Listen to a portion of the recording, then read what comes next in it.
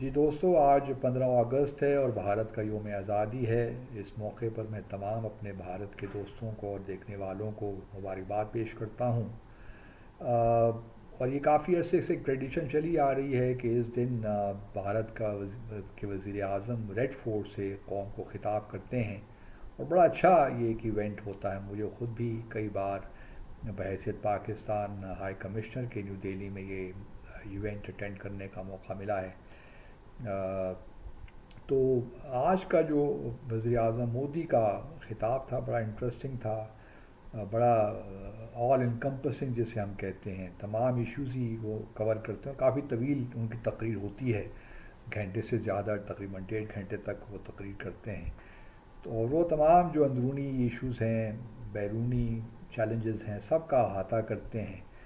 تو کچھ 3 4 باتیں انہوں نے بڑی انٹرسٹنگ کی، تو اس پہ میں چاہتا ہوں کہ تھوڑا سے اس سے بات چیت کر لیں۔ لیکن اس سے پہلے کہ ہم اس پہ بات کریں، یہ بھی بتاتا چلوں کہ راہل گاندھی جو کہ لیڈر آف دا اپوزیشن، ان کے ساتھ بڑی زیادتی کرتے ہیں یہ لوگ۔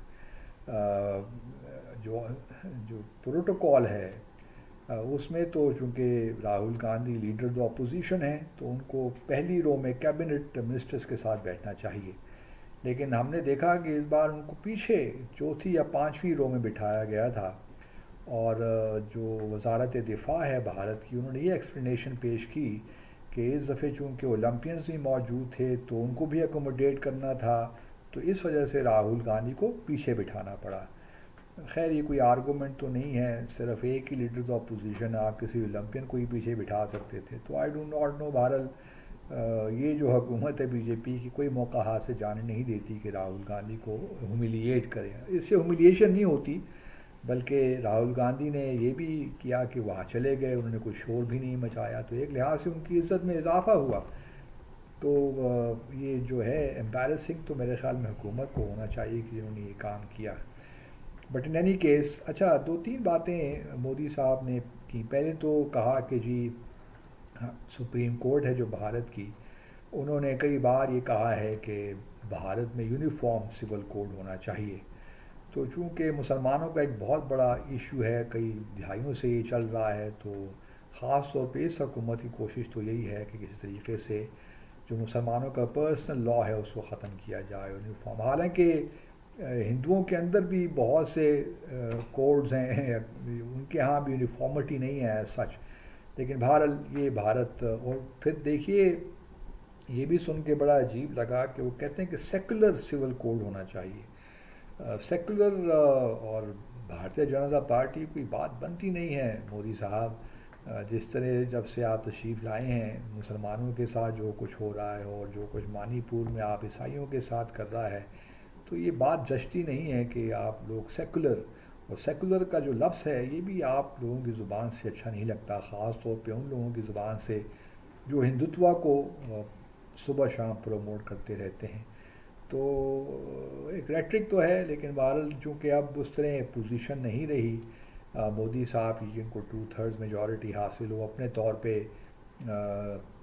آئین کو تبدیل کر سکیں، تو اب وہ ریکویسٹ ہی کر رہے ہیں اپوزیشن کو کہ آپ ہمارے ساتھ مل کے یہ کام کریں، لیکن یہ ہوتا دکھائی دیتا نہیں ہے، کیونکہ اس میں بہت ہی پیچیدگیاں ہیں۔ دوسرا انہوں نے کہا کہ جی ون نیشن ون الیکشن، جس طرح پاکستان میں ہوتا ہے کہ ہمارے ہاں جو ہے فیڈرل کے اور نیشنل اسمبلی کے اور جو پروونشل اسمبلیز کے انتخابات ہوتے ہیں ایک ہی دن ہوتے ہیں، تو وہاں بھی کافی سالوں سے یہ بحث بھارت میں بھی چل رہی ہے کہ یہ جو ہر سال 3 4 اسٹیٹس میں الیکشنز آ جاتے ہیں تو ساری قوم اس میں انوالو ہو جاتی ہے، تو کچھ کام صحیح ہو نہیں پاتے۔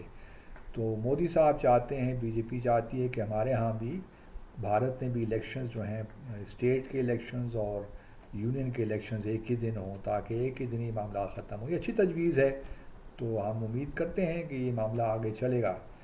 دوسرا انہوں نے کہا کہ جی یہ جو پھر وہ راہل گاندھی کی جانب اشارہ تھا کہ فیملی پالیٹکس سے جان چھڑانی چاہیے، تو اس کے لیے انہوں نے تجویز ایک پیش کی کہ ہم چاہیں گے کہ اگلے سب کچھ سالوں میں 1 لاکھ کو ایسے نوجوان لوگ لے کر آئیں جن کا کوئی تعلق کسی پولیٹیکل پارٹی سے ہو، نہ ان کا کوئی چاچا ماما پھوپھی خالہ ماں باپ کوئی بھی دور دور تک ان لاکھ لوگوں کا، افراد کا پالیٹکس سے کوئی تعلق نہ ہو. تو ہم چاہیں گے کہ وہ پالیٹکس میں مختلف لیول پہ، تاکہ جو فیملی پالیٹکس ہے اس کو ختم کیا جائے. تو یہ بھی اچھی ایک سوچ ہے. ہمارے ہاں بھی خدا کر یہ سوچ آئے کہ ہم بھی فیملی پالیٹکس سے جان چھڑائیں، لیکن لگتا نہیں ہے کہ پاکستان میں ایک دو ہی پارٹیاں ہیں جو کہ فیملی پالیٹکس نہیں کرتیں، صرف جماعت اسلامی ہے یا MQM ہے فار دیٹ میٹر. اس کے علاوہ تو آپ کسی بھی پارٹی کو اٹھا کے دیکھیے تو وہ فیملی پالیٹکس ہی کا شکار ہے، چاہے وہ دینی پارٹی ہو. اب تو جمعیت العلماء اسلام کو ہی دیکھ لیجیے آپ، وہ بھی فیملی، اور اس طرح PMLN ہو یا پیپلز پارٹی ہو اور ANP ہو، جو بھی پارٹی آپ اٹھا کے دیکھ لیں تو وہ فیملی پالیٹکس ہی ہے. تو ایک اچھی سوچ ہے مودی صاحب کی اور یا BJP کی.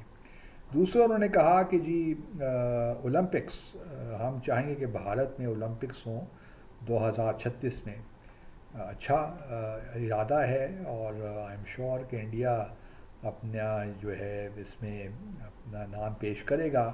اب دیکھنا یہ ہے کہ جو اولمپک کمیٹی ہے وہ کیا فیصلہ دیتی ہے، کیونکہ آیا اتنا انفراسٹرکچر موجود ہے بھارت میں کہ یہ کام ہو سکے. تو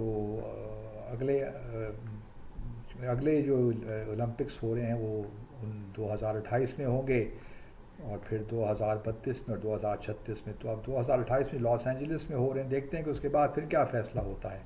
لیکن مجھے ذاتی طور پہ لگتا ہے کہ ابھی شاید بھارت میں وہ انفراسٹرکچر موجود نہیں ہے جو کہ اولمپکس کے لیے بڑا ضروری ہوتا ہے، اولمپک گیمز کے لیے. تو یہ بھی اب دیکھیں گے. دوسرا جو انہوں نے کہا کہ جی بھارت کسی کے لیے تھریٹ نہیں ہے دنیا بھر میں.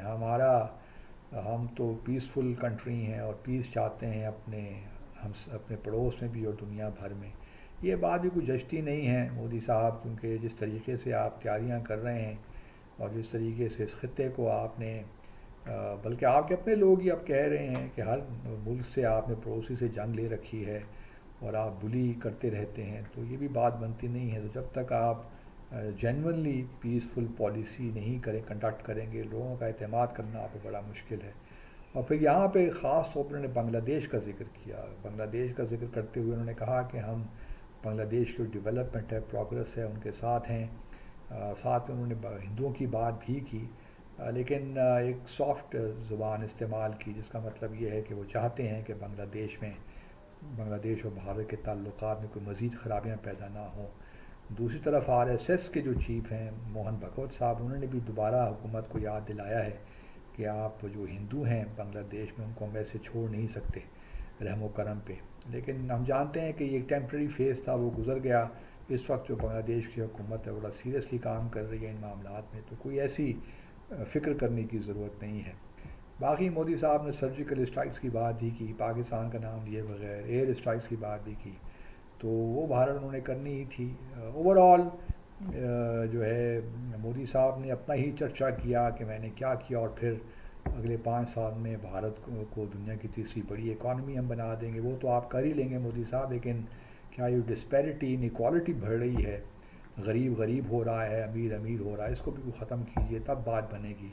ایسا نہیں ہوا کہ اگر آپ کی جو میجورٹی ہے 303 سیٹوں سے لوک سبھا میں 240 ہو گئی ہیں اس الیکشن میں، تو اسی کوئی وجہ ہے. تو بہرحال we wish again congratulate India on their Independence Day. Thank you very much.